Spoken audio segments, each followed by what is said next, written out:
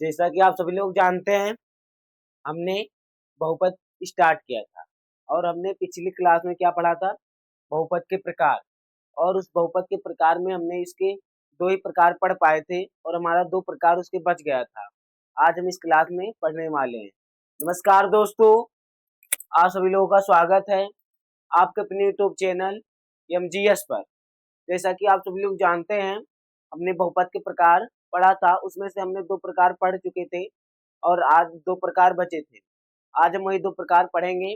चलिए शुरू करते हैं। हमारा जो प्रकार था पहला, उसका क्या प्रकार था कि अचर बहुपद। कौन से बहुपद? अचर बहुपद। अचर बहुपद। कौन से बहुपद? अचर बहुपद। वे बहुपद। अचर बहुपद का मतलब होता है कि हमारे ऐसे बहुपद जो जो सिर्फ जिसमें हमारे जो बहुपद में ना आए, मतलब जो हमारे बहुपद में ना आए, वे अचर बहुपद होते हैं। जैसे हमारा हो गया पी एक्स बराबर 5/2, पी वाई बराबर √11, 11, √11, √11, पी जेड बराबर √5/7। ये हमारे होते हैं अचर बहुपद। अब इसमें हमारा जो लिखा हुआ है, ये इसमें हमारा लिखा हुआ है पी एक्स, इसमें हमारा लिखा हुआ है पी एक्स। पी एक्स का मतलब होता है हमारी जो संख्या अगर पी के ब्रैकेट में जो लिखी रहे वो हमारे क्वेश्चन भी में आना चाहिए। अगर हमारी इसमें लिखा हुआ है पी जेड, मतलब पी वाई या पी जेड, तो हमारा इस जो क्वेश्चन बहुपद है उसमें हमारा पी जेड या पी वाई आना चाहिए। इसमें तो ऐसा आ नहीं रहा है, तो हम क्या करें कि हमारा ये जो संख्या वो भी आ जाए और ये जो ये लिखा हुआ है अंक, इस पर भी कोई फर्क ना पड़े, इस पर भी कोई क्या पड़े, इस पर भी कोई फर्क ना पड़े। जैसा कि आप सभी लोग जानते हैं, किसी भी संख्या के ऊपर घात 0 का मतलब क्या होता है? 1। किसी भी संख्या के ऊपर घात का मतलब क्या होता है? 1। अगर चाहे जितनी बड़ी संख्या हो, चाहे जितनी बड़ी संख्या हो, उसके ऊपर अगर घात 0 लग गई, चाहे 10 लाख, 10 मिलियन, चाहे जितने भी संख्या पर अगर 0 घात लग गई, तो उसका मान 1 ही होता है। उसका मान क्या होता है? उसका मान 1 ही होता है। चाहे 10 अरब या 10 करोड़ के ऊपर अगर 0 लग गया, उसकी घात क्या हो गई? उसकी घात अगर 0 हो गई, तो हमेशा उसका मान 1 ही आएगा। उसका मान 1 ही आएगा, चाहे जितनी बड़ी संख्या हो जाए। वैसे हमारी किसी भी संख्या के ऊपर घात अगर 0 हो गया, तो उसका मान 1 होगा। तो इसमें हम क्या करेंगे? इसमें हम क्या करेंगे? इसमें हम क्या करेंगे? इसमें हम लिखेंगे मल्टीप्लाई, या मल्टीप्लाई नहीं, हम लिख देंगे एक्स बर यस एक्स की घात 0। एक्स की घात क्या? 0। एक्स की घात 0। ऐसे हमारा पी वाई है, तो हम यहाँ पर √11 में क्या लिखेंगे? वाई की पावर 0। वाई की पावर 0। वैसे हमारा पी जेड है, तो हमारा √5/7 के ऊपर लिख देंगे कब गुणे में जेड की पावर 0। जेड की पावर 0। अब एक बहुत इंपॉर्टेंट बात है, ये आप ध्यान रख लीजिएगा। हमारी कौन सी है कि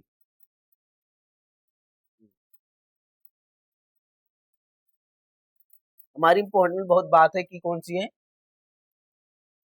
अगर अगर क्या अचर बहुपद की घात क्या होती है? क्वेश्चन में आ जाएगा अचर बहुपद की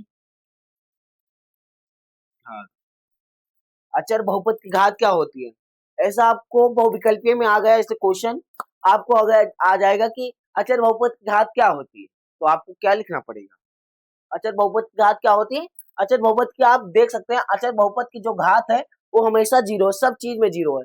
मतलब जैसे यहाँ पी एक्स में 0 है, वाई वाई की पावर 0 है, जेड की पावर 0 है, तो इसमें हम लिख सकते हैं कि हमारी जो अचर बहुपद की घात क्या होगी? वो 0 होगी।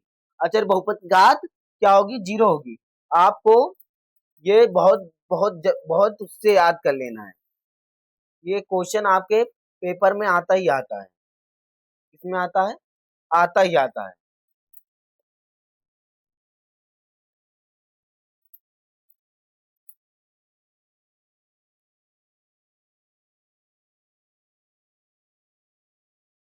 ये क्वेश्चन आपके पेपर में आता ही आता है।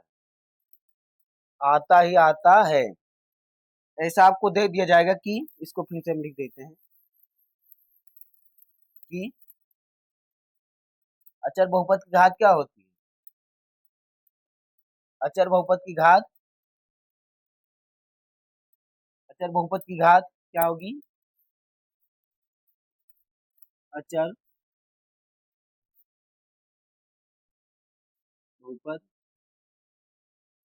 की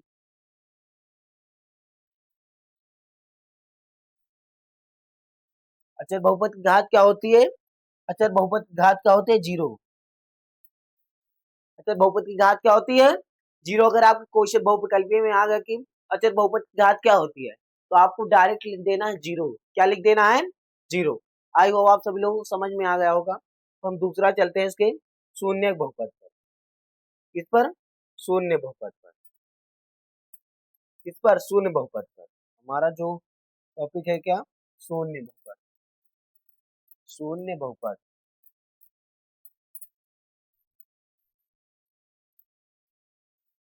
शून्य बहुपद। कौन सा बहुपद? शून्य बहुपद। शून्य बहुपद का अलग ही होता है, मतलब शून्य बहुपद अलग ही है। ये कहता है हम इस बहुपद में हम सिर्फ अकेले ही आएंगे, इसमें हमारी कोई भी संख्या नहीं आ सकती। जैसे इसका नाम है शून्य बहुपद, तो ये सिर्फ शून्य बहुपद में सिर्फ शून्य नहीं रहेगा। क्या रहेगा? इसमें हमेशा शून्य ही रहेगा। जैसे हमारा फॉर एग्जाम्पल कि पी एक्स बराबर बराबर जीरो, पी एक्स बराबर जीरो, पी वाई बराबर जीरो, पी जेड बराबर जीरो, पी जेड बराबर जीरो। अब आप इसमें देख लिए, जैसे अगले वाले में हुआ, इसमें आप अब ये तो कुछ तो संख्या लेनी ही पड़ेगी, अचर संख्या। कुछ तो अचर संख्या लेनी पड़ेगी, कुछ तो अचर संख्या लेनी पड़ेगी, जिससे हमारा जो वो बहुपद है उस पर भी कोई फर्क ना पड़े, और वो अचर संख्या भी आ जाए, मतलब वो बहुपद भी जनाई पड़ेगी। वो बहुपद भी देखने में लगे कि एक बहुपद है, और ये पता भी चले शून्य बहुपद है। मतलब हमारा कहने का मतलब यह है कि अगर आप ये बहुपद देखें तो आपको पता चल जाए कि हमारे ये शून्य बहुपद है। कौन सा बहुपद है? शून्य बहुपद है। आपको इस प्रकार से लिखना है कि आपको ये पता चल जाए कि हम अगर आप देख लें एक बार, तो आपको पता चल जाए कि हमारा ये कोई और बहुपद नहीं है, शून्य बहुपद। कौन सा बहुपद है? शून्य बहुपद। तो इसमें हम क्या करेंगे? इसमें हम इस चीज से संख्या मल्टीप्लाई, जीरो को आपको पता ही होगा, जीरो को किसी भी संख्या में गुणा करने पर जीरो ही आता है। जीरो में किसी भी संख्या से गुणा करने पर जीरो ही आता है। तो इसमें हम क्या लिखेंगे? एक्स की पावर 5। या लिख सकते हैं हम जीरो एक्स की पावर 10। या लिख सकते हैं जीरो वाई की पावर 5000, 5000। या जीरो वाई की पावर 9999, 9999, 9999। जैसे जीरो जेड की power 1 lakh, 1 lakh. Zero Z की पावर 998, 998, 998। अब आप समझिए जीरो बहुपद का। अगर आपको क्वेश्चन में आ गया कि जीरो बहुपद की घात क्या होती, जीरो बहुपद की घात क्या होती, अगर क्वेश्चन में आ गया कि जीरो बहुपद की घात क्या होती, कौन से बहुपद? जीरो बहुपद। ऐसे आ गया शून्य, शून्य, शून्य बहुपद की घात। कौन सी बहुपद की घात? शून्य बहुपद की घात। शून्य बहुपद की घात क्या होती है? इसमें आप देखिए, इसकी घात 5 है, इसकी घात 10 है, इसकी घात 5000 है, इसकी घात 9999 है, इसकी घात 1 लाख है, इसकी घात 998 है। तो हमको पता ही नहीं चल रहा है कि जीरो बहुपद में हमारी घात क्या होगी। मतलब जीरो बहुपद में हमको पता ही नहीं चल पा रहा कि जीरो एग्जैक्टली हमारी इसमें कौन सी घात ले, या कौन सी घात होगी, कौन सी घात होगी। आप बताइए इसमें कौन सी घात होगी। इसमें हमको पता ही नहीं चल पा रहा है कि इसमें क्या होती है। तो इसमें हम क्या लिख देंगे? आप परिभाषित होती है, आप परिभाषित होती है इसकी घात। आप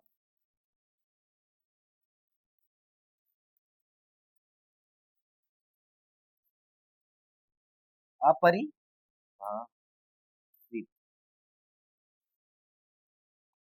कौन सी? परिभाषित। अपरिभाषित। कौन सी?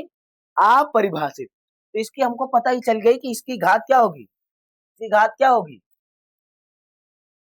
इसकी घात हमारी अपरिभाषित होगी। इसकी घात शून्य बहुपद की घात क्या होगी? शून्य बहुपद की घात अपरिभाषित होगी।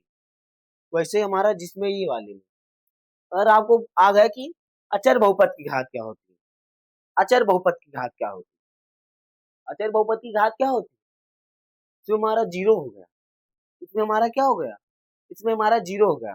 और हमारा पूछ ले दूसरा की शून्य बहुपद की घात क्या होती है, मतलब शून्य बहुपद की घात क्या होती है, तो हमारा आ जाएगा क्या? अपरिभाषित। अपरिभाषित का मतलब क्या होता है? अपरिभाषित का मतलब होता है इसका मान हमको पता ही नहीं है, इसका मान चलता जाएगा, चलता, चाहे जो भी संख्या आ जाए, चाहे जो भी संख्या आ जाए, चाहे जो भी संख्या आ जाए। ऐसे आप समझिए कि आपकी क्लास में कोई लड़का है, कोई लड़का है या कोई बंदा है, उसको आप क्लास में अलग अलग नामों से बता मतलब बोलते हो, जैसे क्या, लक्की, आयुष, झगड़ी, मोटू, पतलू आदि नामों से आप उसको अलग अलग नाम से चिढ़ाते होंगे, कालिया, कलुआ, ऐसे आपको अलग अलग नाम से आप उसे बता देते हो। वैसे हमारे अपरिभाषित का मतलब होता है, कौन से? अपरिभाषित का मतलब होता है, अपरिभाषित का मतलब होता है हमको कोई इसका मान पता है, इसका इसका मान कंफर्म ही नहीं पता कि इसका हम क्या कह सकते हैं। जैसे इसमें हम जीरो, इसके y की घात 5000 है, y की घात 5000 है, फिर इसमें लिख देख लीजिए y की घात 9999 है। इसमें हमको पता ही नहीं चल रहा है कि जीरो y की घात क्या होगी, जीरो y की घात क्या होगी, क्यों नहीं पता चला? क्योंकि अगर हम y की जीरो में किसी भी संख्या से गुणा करें, जीरो में किसी भी संख्या से गुणा करें तो उसका मान हमारा जीरो हो आता है, हमेशा जीरो आता है। इसीलिए हमको इसका मान नहीं पता, इसीलिए हमको इसका मान नहीं पता। अब इसके बाद अगर आपको क्वेश्चन दिया जाएगा, अगर आपको क्वेश्चन दिया जाएगा तो आप इस टाइप के, अगर इस जो इतना हमने जहां तक पढ़ाया है अभी, इसमें आपको कोई ज्यादा बड़ा बड़ा नहीं दिया जाएगा। ऐसे दिया जाएगा मतलब आपको ऐसे अगर लिखा रहेगा कि कोई भी क्वेश्चन दिया रहा है, जैसे 5x, जैसे दिया रहेगा कि 5x प्लस तीन 5x² +3 √6 √6। इसमें आपको अगर पूछ सकता है तो क्या पूछ सकता है, इसमें पूछ सकेगा कि कितने कितने पद हैं, इसके कितने पद हैं, तो आप बता, मतलब लिख दिया जाएगा पी वाई मतलब पी एक्स में, ऐसे दिया रहेगा कि पी पी एक्स में कितने घात हैं, मतलब पी एक्स में कितने पद हैं, पी एक्स में कितने पद हैं, ऐसे आपको क्वेश्चन दिया रहेगा। तो आपको लिखना क्या है, जैसे हमारे ये बहुपद दिया हुआ है तो हमारे इसमें कितने पद हैं, एक पद, दो पद, तीन पद। उसमें हम क्या लिख सकते हैं, ये त्रिपदीय बहुपद है, त्रिपदीय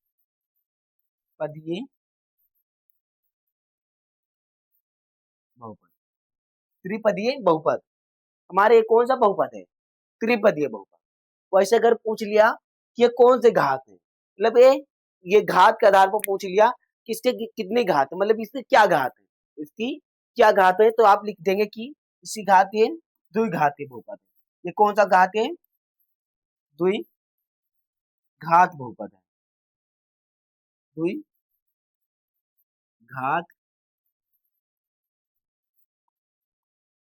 द्विघात बहुपद। ऐसे आपको पूछ सकता है, ऐसे ही प्रकार से पूछ सकता है। अगर आपको ऐसे क्वेश्चन दिया रहेगा, मतलब ऐसे तो बहुत सारे क्वेश्चन दिया रहेगा, मतलब वो इसमें लॉन्ग टाइप क्वेश्चन में ऐसा दिया रहेगा, एक एक नंबर का सब क्वेश्चन रहेगा, मतलब एक सवाल में उसके 5 टाइप दिए रहेंगे या 6 टाइप, और सब एक एक नंबर का होगा।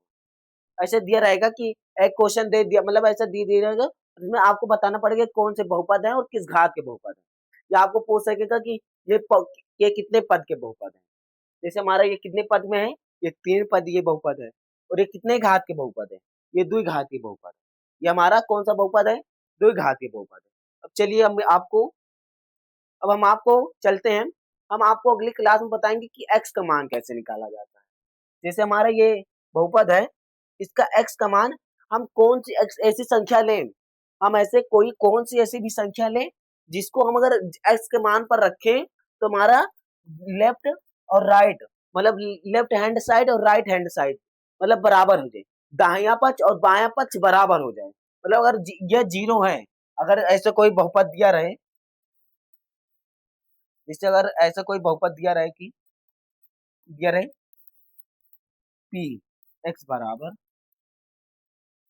2x प्लस 4, 2x बराबर 4 बराबर इसका 0 प्लस 4 बराबर 0। तो आप समझिए ऐसा आपको, तो इसमें हम x का मान क्या लें कि हमारा 0 के बराबर आ जाए। हम इसमें कौन सी संख्या लें, x के स्थान पर हम ऐसी कौन सी संख्या रखें जो हमारा 0 कर दे मान को, मतलब इसको पूरा सॉल्व हो तो हमारा 0 कर दे, इससे हम कौन सी संख्या ले सकते हैं, ये सब हम आपको अगली क्लास में बताएंगे। अगली क्लास जो हमारी आएगी, मतलब हम अगली क्लास में आपको बताएंगे बहुपद के मान कैसे निकाले जाते हैं। क्या निकाले जाते हैं? बहुपद के मान। इसके साथ हम चलते हैं। जय हिंद, जय भारत।